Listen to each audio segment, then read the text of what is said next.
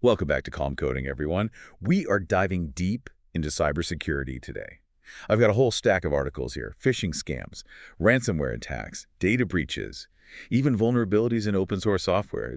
It is a lot to unpack, yeah. It's really important stuff, though. Even if you don't think you're a tech expert, this cybersecurity stuff, it affects all of us, really. We're going to help you understand these threats, how they all connect, and the most important thing, how to stay safe online. Okay, let's start with phishing scams.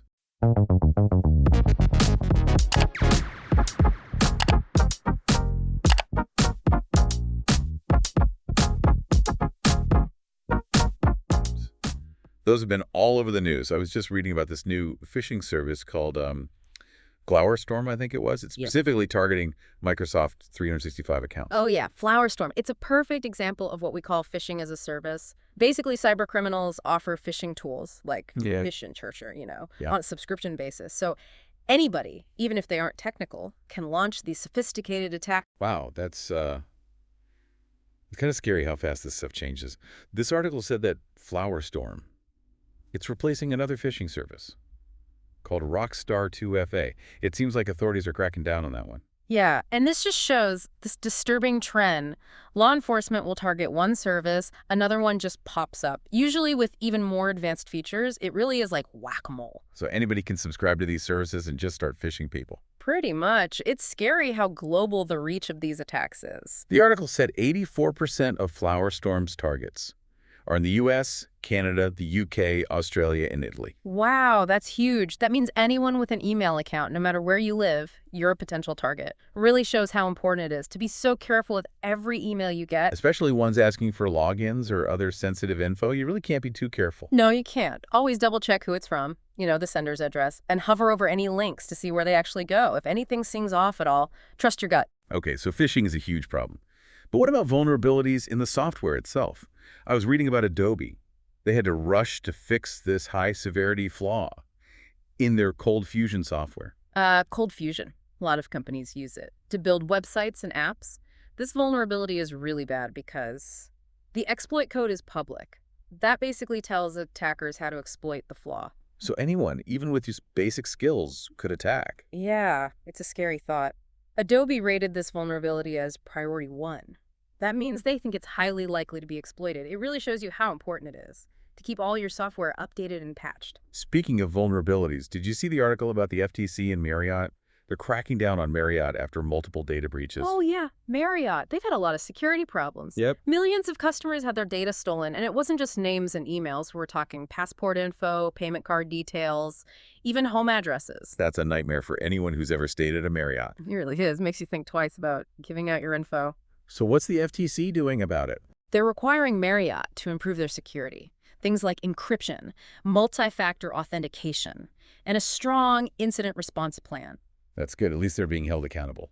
It's a wake-up call for everybody. We should be more careful about where our data is and who has access to it. Absolutely. We all leave a digital footprint. It's more important than ever to protect that info. Okay, let's talk about another threat, ransomware. Have you heard of this new variant called Interlock? I have. It's targeting FreeBSD servers, right? A lot of critical infrastructure runs on those servers.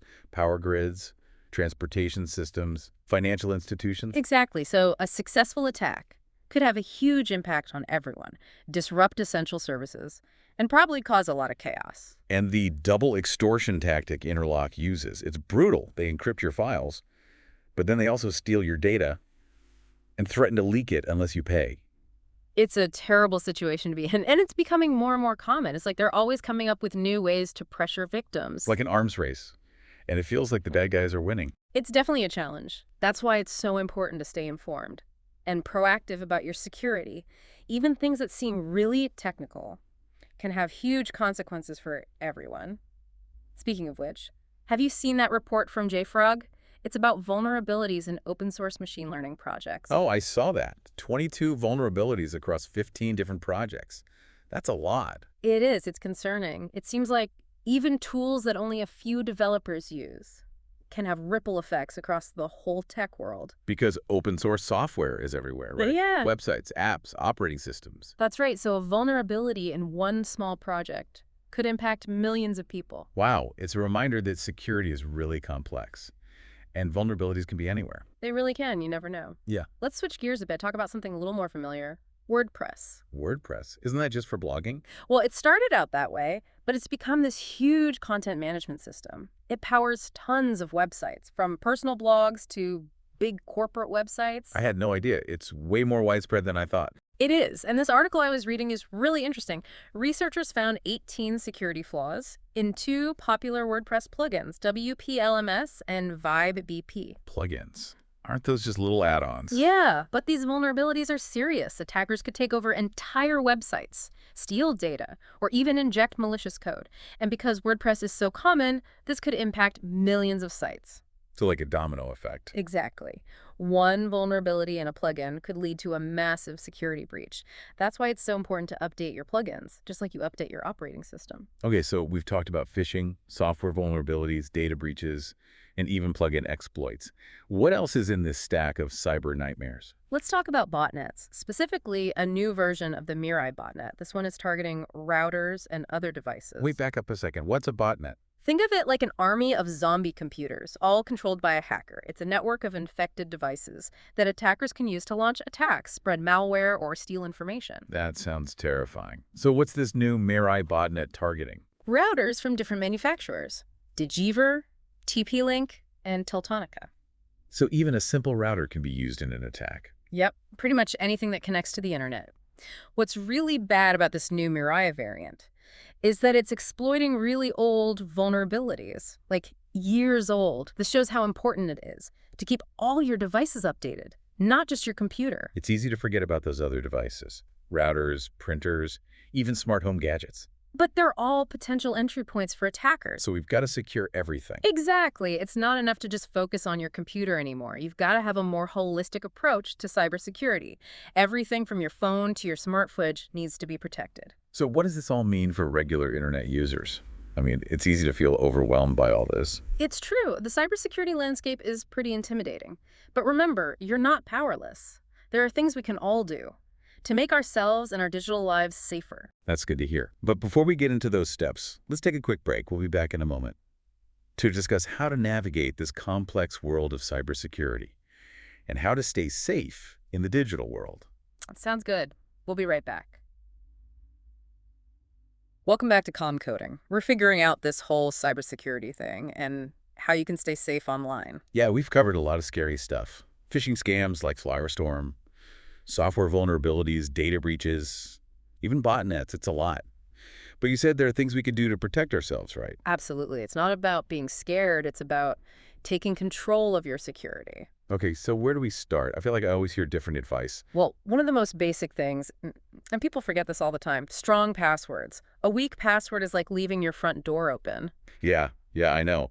Use a strong, unique password for every account. But I have so many accounts. How am I supposed to remember all those passwords? That's what a password manager is for. Honestly, they're lifesavers. It generates and stores all your passwords. They're all strong and unique. And you only have to remember one master password. That sounds way easier than trying to remember them all. Are there any downsides to using one? I mean, you do have to choose a good provider.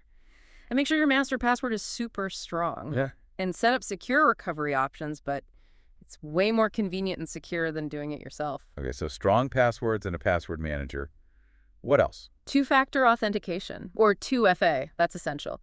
It adds another layer of security. You have to enter a code from your phone or email in addition to your password. So even if someone steals my password, they can't get in without that code. Exactly, like a double lock on your door. And most online services offer 2FA these days, so there's no reason not to use it. You mentioned email earlier. We all know to watch out for phishing scams, but those emails are getting so sneaky. How can we even tell if an email is legit anymore? It's true. Attackers are getting really good.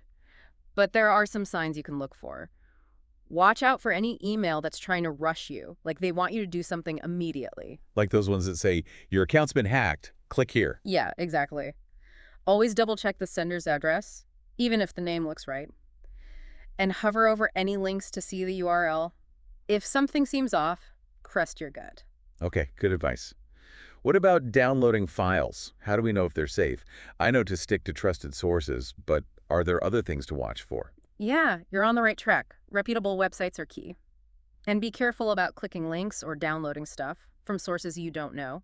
Also, pay attention to file extensions, like if you're expecting a PDF. But the file ends in .exe. That's a huge red flag. So basically, don't download anything from strangers. Pretty much. Think of the internet like a city street. Don't take candy from strangers, and Yep. be careful what you pick up. Okay, good analogy. So what about home networks? I work from home a lot these days. Anything I should be doing to make my network more secure? Absolutely. Your Wi-Fi network is like a door to your personal info. You wouldn't leave your front door unlocked, right? Makes sense. So how do I lock my Wi-Fi? First, change the default password on your router. Use a strong, unique password. Write it down somewhere safe just in case. I'm terrible at remembering passwords. We all are. Another thing, keep your router's firmware updated. Those updates usually include security patches. Oh, and enable your router's firewall if it's not already on. And think about using a guest network for visitors so they don't have access to your main network. Those sound like easy changes, but they make a big difference, huh? Yeah, it's all about layers of protection. You won't stop every attack, but you can make it a lot harder for them. Speaking of layers, let's talk about data breaches. Data breaches. It seems like every week there's another one. Some company lost all our data. What can we even do about it? Besides never using those companies again. I mean, that would be great, but it's not always possible. So be careful about what info you share online. Only give out personal details when you absolutely have to, and be careful about using public Wi-Fi. Public Wi-Fi, yeah. Everyone knows that's risky. It's usually unsecured, so anyone on that network could see your data. If you have to use public Wi-Fi, use a VPN, a virtual private network. It encrypts your internet traffic, so no one can snoop on you. Like putting all your internet activity in a secret envelope. Exactly. Another thing you should do, check your bank and credit card statements regularly. Look for any suspicious activity. It's much easier to catch a problem early than to try to fix it later. Good point. Okay, what about social media? I like connecting with people online, but I know it can be a breeding ground for scams and fake news. Yeah, it's important to be careful on social media. First, be wary of friend requests from people you don't know. It could be a scammer trying to get your info. I'm usually pretty good about that. Okay. But what about those quizzes and games? They always want access to my profile. Those are tricky. Think about what info you're comfortable sharing, and be wary of anything that sounds too good to be true. Also, don't click links or download files from sources you don't trust. Remember, if it sounds too good to be true, it probably is. Don't fall for those get-rich-quick schemes or promises of free stuff. And be mindful of what you post. Don't share sensitive information like your address or phone number or travel plans. Okay, good advice. So what about securing devices? Seems especially important now. Everyone has smartphones, tablets, smart home gadgets. Absolutely. All those devices hold valuable data, and they can be attacked if you don't secure them. We already talked about passwords. What else can we do? Strong passwords are important, but they're not enough. Make sure your operating system and all your apps are updated. Those updates often include security patches. So I shouldn't ignore those update notifications. No, they might be annoying, but they usually fix serious security problems. And while we're talking about updates, be careful about what apps you install. Only download from official app stores. And read the reviews before installing anything. I've definitely installed apps without thinking about it. It's easy to do, but it's worth taking a moment to consider the risks. Also, if an app asks for permissions that seem weird, don't give them access. Like, does a flashlight app need to see your contacts? Probably not. Good point. We should be more aware of what apps can access. Okay, let's talk about backing up data. I know I should be doing it, but I haven't gotten around to it yet. I get it. It can seem like a chore, but it's one of the most important things you can do. If you lose your device or it gets damaged, you don't want to lose all your photos and files. I've heard horror stories about people losing everything. What are my options for backing up? You can use an external hard drive or a cloud-based backup service. They both have pros and cons, so choose the one that works best for you. And don't just set it and forget it. Test your backups regularly, make sure they're working, and you can actually restore your data. That's a good point. I thought I had a backup before, and then it turned out it wasn't working. Yeah, that happens more than you'd think. Speaking of being prepared, let's talk about what to do if something goes wrong, even if you do everything right. You mean like if I fall for a phishing scam? Or click on a bad link? Or get a virus? I don't even want to think about it. I know, it's not fun to think about. But having a plan can make a big difference. First thing, don't panic. It's easy to feel overwhelmed. But if you act quickly, you can minimize the damage. Okay, so what should I do? Change your passwords immediately. for any accounts that might be affected. And if you use the same password for other accounts, change those too. Got it. Change passwords right away. What else? Run a full scan with your antivirus software. If it finds anything, follow the instructions to remove it. And if you think your financial info is compromised, contact your bank or credit card company right away and report the incident. It's good to know there are steps you can take. You're not alone. There are resources to help you recover from a cyber attack. Okay, so we've covered a lot in part 2. Any final thoughts before we move on to part 3? Just remember, online security is an ongoing process. It's not a one-time thing. The threats are always changing, so you need to stay informed, stay vigilant, and adapt your security habits as needed. So common sense, vigilance, and a little healthy paranoia. Pretty much. But ultimately, it's about being empowered to use the internet safely and confidently. Join us in part 3. We'll talk about how to stay ahead of the curve and explore some more advanced security measures. Sounds good. I'm ready to level up my cybersecurity game. Welcome back to Calm Coding. We're on the last part of our cybersecurity deep dive. Time to talk about staying ahead of the curve. I'm ready for it. We've covered a lot already. Basic habits, dealing with attacks. But you said this cybersecurity landscape is always changing.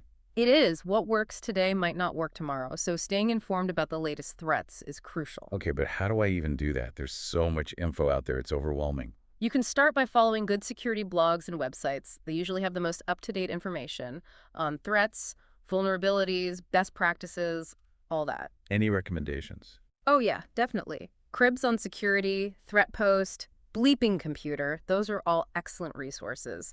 They explain things in a way that's easy to understand, even if you're not a tech expert. Okay, I'll check those out.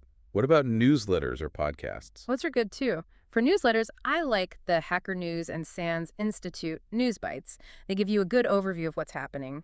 And for podcasts, Darknet Diaries is really interesting. It's all about real-life cybercrime and hacking stories. Entertaining and educational. So if I stay informed, I can get a sense of the trends and anticipate threats. Exactly. It's like learning how to play chess. You got to understand your opponent's moves so you can predict their strategy and protect yourself. But just knowing stuff isn't enough. You have to actually do something with that knowledge. So what kind of action are we talking about? What are some advanced security measures I can take? Well, one thing is endpoint security. That's all about securing every device that connects to your network. Computers, phones, tablets, even those smart home devices. But we talk about passwords, updates, downloads. What else is there? Those are important, but there's more you can do. There are solutions specifically designed for endpoint protection. They go beyond basic antivirus software. They have advanced threat detection, data loss prevention, even application control. That sounds pretty intense. Yeah. Is that just for businesses? Or can regular people use that stuff too? Businesses use them a lot, yeah. But there are definitely options for home users. They might not be as fancy as the business ones, but they still offer a lot of extra protection. So how do I choose the right solution? There are so many options out there. There are a lot, you're right. Do your research, compare different products, think about what you need and what you can afford. Look for things like real-time protection, malware detection and removal, firewall, all that, and read reviews from other people, see what their experience has been like. So it's like buying a car. Budget, needs, features. Exactly. Okay, let's talk worst-case scenario. What if something bad happens, even with all these precautions? Like a data breach or a ransomware attack. I don't even want to think about that. I know, but it's important to be prepared. That's why you need an incident response plan. An incident response plan. Sounds serious. Think of it like a fire drill for cybersecurity. It's a set of instructions on what to do if something bad happens. It helps you minimize the damage, recover quickly, and learn from the experience. So don't wait until the house is on fire to find the extinguisher. Exactly. You want to be ready. A good incident response plan should include identifying and isolating infected systems, containing the breach, notifying the right people, and restoring your data from backups. That's a lot. Are there any resources out there to help me make a plan? Oh yeah, for sure. NIST, the National Institute of Standards and Technology, and SANS Institute, they both have great resources and templates. They walk you through it step by step and give you best practices. That's really helpful. So staying ahead in cybersecurity, it's all about being proactive, informed, and prepared. You got it. It's a journey, not a destination. Things are always changing, so you got to be adaptable, vigilant, and proactive. Not living in fear, but taking control. Exactly. And remember, cybersecurity isn't just about technology, it's about people too. Be mindful of what you do online. Make sure you're not putting yourself at risk. So the key takeaways are stay informed, be proactive, have a plan, And most importantly, be aware of our own actions. Well said. And that brings us to the end of our cybersecurity deep dive. We hope you learned something and feel more confident about staying safe online. I definitely learned a lot. I feel much more prepared now. Thanks for joining us on Calm Coding. Remember, staying safe online is everyone's responsibility. Let's all work together to make the digital world a safer place. That's right. Until next time, stay curious, stay vigilant, and stay safe.